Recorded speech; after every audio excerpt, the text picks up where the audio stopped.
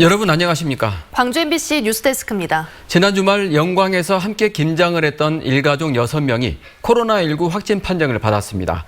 확진자 가운데는 고등학교 교사도 있고 문화재 발굴에 참여한 대학생도 포함돼 있습니다. 기아자동차에서도 추가 확진자가 나왔는데요. 자가격리에서 해제된 직원이 이틀 동안 출근한 뒤 확진 판정을 받았습니다. 보도에 이재원 기자입니다. 지난 5일 영광에 모여 김장을 함께했던 일가족 8명 가운데 6명이 코로나19에 확진됐습니다. 서울에서 참가했던 가족이 가장 먼저 확진 판정을 받았고 이후 담양과 무안, 영광에서 참석했던 일가족들이 모두 확진된 겁니다. 특히 담양의 확진자 가운데 1명은 첨당 고등학교 교사로 확인돼 해당 학교에서는 등교 수업을 했던 2학년과 교직원 등 400여 명을 대상으로 진단 검사가 실시됐습니다. 또 무안의 확진자는 해남에서 진행된 문화재 발굴 작업에 참여한 대학생으로 확인돼 방역 당국이 광범위한 역학 조사를 실시하고 있습니다. 이제 서울에 올라가신 분이 이제 확진이 되니까 전부 다 연락해가지고 검사를 해보니까 이제 확진이 다 돼버린 거죠. 소규모 산발적인 감염도 잇따르고 있습니다. 기아차 광주 3공장에서 축구 동호회와 밀접 접촉했던 근로자 1명이 추가로 확진돼 광주 744번 확진자로 분류됐습니다. 자가격리 대상이었던 광주 744번 확진자는 해제 전 의무 검사에서는 음성 판정을 받았습니다. 하지만 이틀 동안 정상 출근한 뒤 호흡기 질환을 치료하기 위해 병원을 찾았다 확진자로 분류됐습니다. 다양한 가능성을 열어놓고 저희들이 조사 중입니다. 특히 그 해지 후에 한 나흘 동안에 동선부터 먼저 확인하고 또 다른 가능성이 있는지 더 체크해 보도록 하겠습니다. 방역당국은 또 와인바와 같은 소규모 음식점과 시설에서도 확진자가 발생하고 있다며 방역 수칙 준수를 당부했습니다. MBC 뉴스 이재원입니다. 달리는 청소차에 매달린 환경미화원들의 아찔한 모습, 요즘도 흔히 볼 수 있습니다. 이런 위태로운 작업을 막기 위해 안전성을 개선한 한국형 청소차가 2년 전에 개발됐는데요. 보급이 잘 이루어지지 않고 있습니다. 무엇이 문제인지 이다현 기자가 취재했습니다. 이른 새벽 청소차 작업 발판에 올라탄 환경미화원들. 길가에 놓인 쓰레기 봉투를 재빠르게 싣고 다시 위태로운 매달리기를 반복합니다. 위험하다고 생각을 하는데 이렇게 안 타면 일을 못 하는데요. 솔직히 말해가지고 일이 능력이 안 돼요. 하지만 이 같은 방식은 도로교통법상 불법인데다 사고를 일으키는 원인으로 지목돼 왔습니다. 실제로 지난달 대구에서는 만취 운전자가 쓰레기 수거차를 추돌하면서 차량 뒤쪽에 타고 있던 환경미화원이 숨졌고 지난 2017년 광주에서도 작업을 하던 환경미화원들이 2주 간격으로 숨졌습니다. 작업 발판만 아니었다면 피할 수 있었던 사고를 막기 위해 정부는 재작년부터 한국형 청소차 도입을 추진해왔습니다. 한국형 청소차는 환경미화원들이 올라탈 수 있는 공간이 이렇게 옆에 마련되어 있습니다. 그리고 일반 청소차에 비해 높이가 낮아 보다 쉽게 타고 내릴 수 있습니다. 안에 중간중간에 계속 타면서 내리면서 하니까 위험하는 것도 좀 덜하고 저는 확실히 안전을 추구하다 보니까 이 차가 훨씬 더 좋은 것 같아요, 저는. 하지만 보급은 아직까지는 저조합니다. 광주의 청소차 90대 가운데 한국형은 13대뿐이고 나머지 85%가량은 일반 청소차입니다. 한국형 청소 차량으로 개조할 수 있는 비용 3천만 원을 보조해주고 있지만 교체 시기가 되지 않았다는 이유로 기초자치단체에서 바꾸지 않기 때문입니다. 청소차 96%가 지금 보급 시기가 더 오지 않았습니다. 청소원의 안전을 위해서는 한국형 청소차 보급이 지속적으로 이루어져야 한다고 생각합니다. 기존 청소 차량의 사용 연한이 남아있다고는 하지만 자치단체에선 기존 청소 차량의 작업 발판을 없애거나 개선하려는 의지는 보이지 않고 있습니다. 이를 빠르고 쉽게 할 수 없다는 현장의 목소리가 나오고 있다는 이유에서입니다. 필수 노동자들인데 환경미화원들의 개선을 하기 위해서는 인력과 차량 개선, 어떻게 보면 그런 개선들이 반드시 뒷받침돼야 되고 환경미화원들의 목숨을 앗아가는 안전사고가 끊이지 않고 있지만 여전히 안전보다는 효율을 중시하고 있는 자치단체. 환경당국의 안전 불감증이 계속된다면 환경미화원들의 위태로운 하루는 계속 이어질 수밖에 없습니다. MBC 뉴스 이다현입니다. 광주 민간공항 이전을 군공항 이전과 연계하겠다는 이용섭 광주시장의 발언에 전라남도가 강하게 반발하고 있습니다. 심지어 전남도 의회는 광주 전남 행정통합 관련 예산을 삭감해버렸습니다. 하지만 판이 깨졌다고 속단하기는 아직 일러 보입니다. 김철원 기자가 보도합니다. 예상대로 전라남도는 강하게 반발했습니다. 전라남도는 입장문을 통해 이용섭 시장이 사실상 약속을 파기했다며 강한 유감을 나타냈습니다. 이는 그동안 이용섭 광주시장이 조건 없이 민간공항을 이전하겠다는 약속을 사실상 파기한 것으로 우리 도는 강한 유감을 표합니다. 전라남도 의회의 반발은 더 거셌습니다. 광주시가 시도 상생을 포기한 마당에 무슨 행정통합이냐며 시도 행정통합을 위한 내년도 용역예산 2억 원 전액을 삭감했습니다. 민간공항 이전을 손꼽아 기다려온 200만 전남도민의 배신감과 허탈감은 이루 말할 수 없습니다. 광주에 있는 2개의 공항을 옮기는 과정에서 생긴 광주시와 전라남도 두 자치단체 간의 갈등은 광주시장과 전남지사의 발언 속에 들어있는 조건과 노력이라는 단어를 놓고 벌이는 싸움이라 할 수 있습니다. 전라남도는 광주시가 2년 전에는 조건 없는 이전을 약속해 놓고서도 이제 와서 말을 바꾸고 있다며 화를 내고 있고, 광주시는 전라남도가 군공항 이전을 위해 최선을 다해 노력한다고 했는데 이제껏 정말 최선을 다했냐고 반문하는 꼴입니다. 겉으로 드러난 양상만 보면 지금까지는 광주시가 불리했습니다.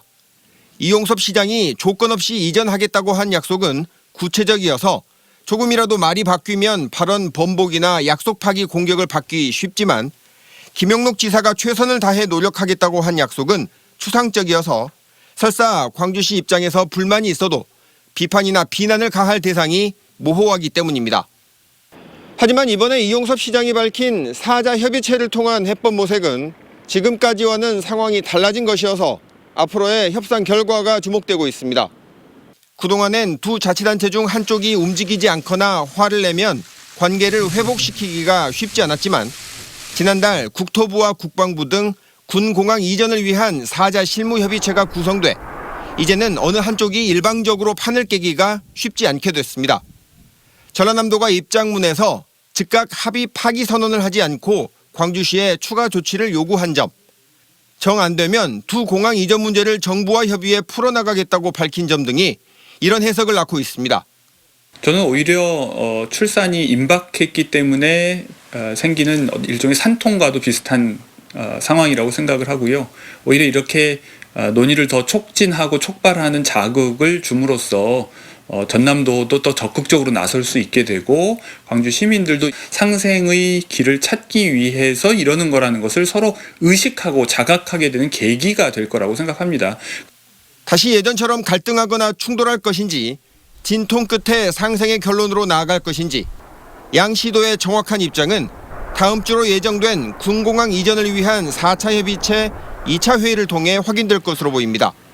MBC 뉴스 김철원입니다.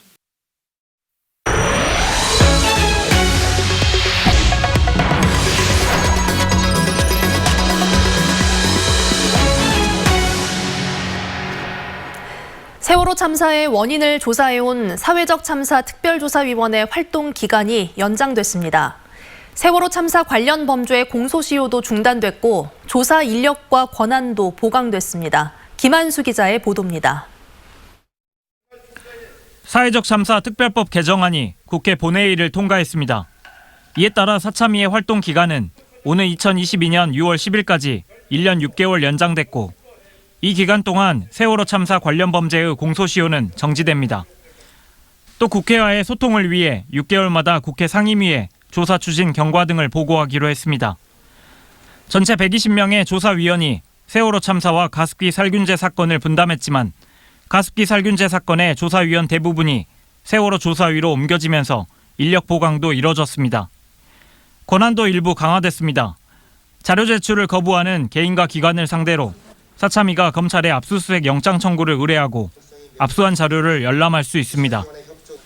근데 어쨌든 법으로 보면 조금 강하게는 돼 있어서 뭐 큰 마찰은 없을 수도 있는데 그거는 이제 해봐야 할 것 같아요. 사참위에게 남은 가장 큰 과제는 세월호 참사 원인 규명. 앞서 선체 내부의 문제로 참사가 발생했다는 핵심 가설이 현실성이 없는 것으로 드러나면서 외력에 의한 침몰 가능성도 들여다봐야 합니다. 희생자들에 대한 구조가 제대로 이루어지지 않은 이유와 정부와 구조기관의 책임 문제, 진상조사 방해와 국정원 사찰 의혹 등도 풀어내야 합니다. 국정원이라든지 군이라든지 이런 데 협조가 없으면 조사기간 30년 준다 해도 조사에 성과가 없을 거예요. 세월호 참사 가족협의회는 개정안 통과를 일단 반기면서도 정부기관이 사참위 조사에 적극적으로 협조해 줄 것을 당부했습니다. MBC 뉴스 김한수입니다. 5월단체와 광주시민사회가 5.18 역사왜곡 처벌법과 진상규명특별법, 공법단체 설립 관련 특별법 등 3개 법안이 국회 본회의를 통과한 데 대해 일제히 환영의 뜻을 밝혔습니다. 해이 사역을 위한 의혹과 가짜 뉴스로 역사를 얄조하는 파렴치한 세력들을 처벌 하는 것은 역사 정의를 바로 세우기 위한 국회가 해야 할 지극히 마땅한 도리다. 이들 단체는 5.18 유공자와 유족의 처우를 개선하기 위한 5.18 보상법 개정안도 하루빨리 국회를 통과해야 한다고 지적했습니다. 민주당 광주시당과 정의당도 5.18 관련 3법의 통과를 환영한다며 5.18 진상규명과 책임자 처벌에 최선을 다하겠다고 밝혔습니다. 5.18 관련 3법이 정기국회 본회의를 통과한 가운데 광주 전남 현안 법안이 임시국회를 통해 처리될지 주목됩니다. 광주시와 전라남도에 따르면 국회의원 발의로 입법이 추진 중인 광주 전남 현안 법안은 아시아 문화중심 도시 특별법과 한국에너지공과대학법, 군공항 이전 특별법과 여순사건 관련 특별법으로 정기국회 본회의에 상정조차 되지 못했습니다. 더불어민주당 광주 국회의원들은 국립아시아문화전당 운영과 에너지공대 개교, 군공항 이전 등을 위해 법안 통과가 필수적인 만큼 임시국회에서 관련 법안 처리에 최선을 다하겠다고 밝혔습니다. 전남 지역에서 조류인플루엔자 발생이 계속되고 있습니다. 조류인플루엔자 중앙사고수습본부는 장성의 한 종오리 농장에서 산란율이 떨어지는 등 AI 의심 사례가 접수돼 간이 검사를 한 결과 양성으로 확인됐다고 밝혔습니다. 검출된 AI의 고병원성 여부는 하루 이틀쯤 지나 알 수 있을 것으로 보입니다. 이에 앞서 나주의 한 오리 도축장에서도 H5형 조류 인플루엔자가 검출돼 도축장이 폐쇄되고 4만 4천여 마리의 오리가 폐기됐습니다. 광주시가 최근 부동산 가격 폭등의 원인으로 지목되는 외지인들의 부동산 불법 거래 의심 사례를 적발해 탈세 혐의자들을 국세청에 통보했습니다. 광주시가 지난 6월부터 지난달 25일까지 광주 지역의 실거래 신고 전체 자료 35,576건을 조사한 결과 이 가운데 외지인이 매수한 5,723건 중 분양권 다운 거래가 의심되거나 편법 증여가 의심되는 521건을 적발했습니다. 광주시는 탈세가 의심되는 이들 부동산 거래를 광주지방국세청에 통보하는 한편 연말까지 의심 사례 조사를 계속할 계획입니다. 광주 염주 실내 수영장에서 근무하는 수영 지도 강사들이 쟁의 행위에 돌입한다고 선포했습니다. 서비스 일반노조 수영 지도 강사 지회는 오늘 기자회견을 열고 광주도시공사가 수영 강사들의 고용 안정과 코로나19로 인한 장기 휴장 등 아무런 대책을 내놓지 않고 있다고 지적했습니다.